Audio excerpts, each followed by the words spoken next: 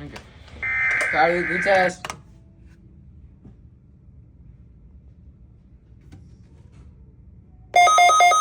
Got it.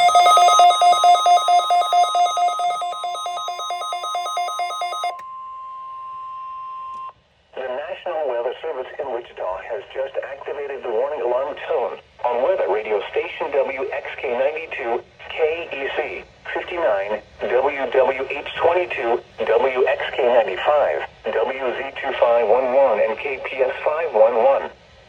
During potentially dangerous weather situations, specially built receivers can be automatically activated by the signal to warn of the impending hazard. Tests of the signal and receiver's performance are normally conducted each Wednesday between 11 a.m. and noon.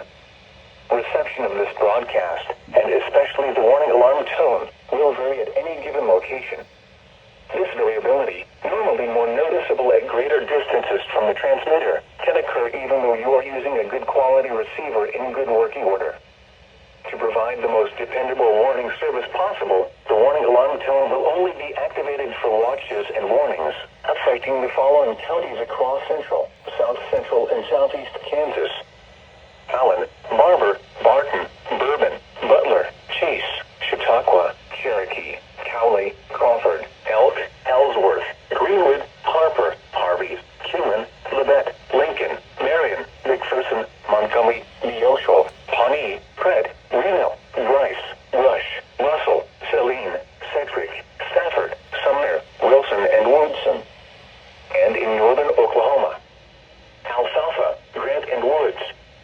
Once again, the National Weather Service has just conducted a test of the NOAA weather radio warning alarm tone.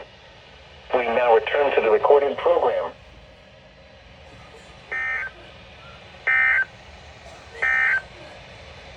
This hazardous weather outlook is for portions of...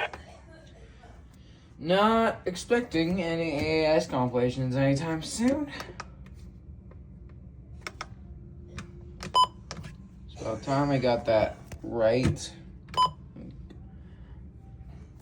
The time's messed up, it won't save, so that's why it's at 10:59 when it's like actually like 11:02 or 11:03. No further EAS compilations coming up soon.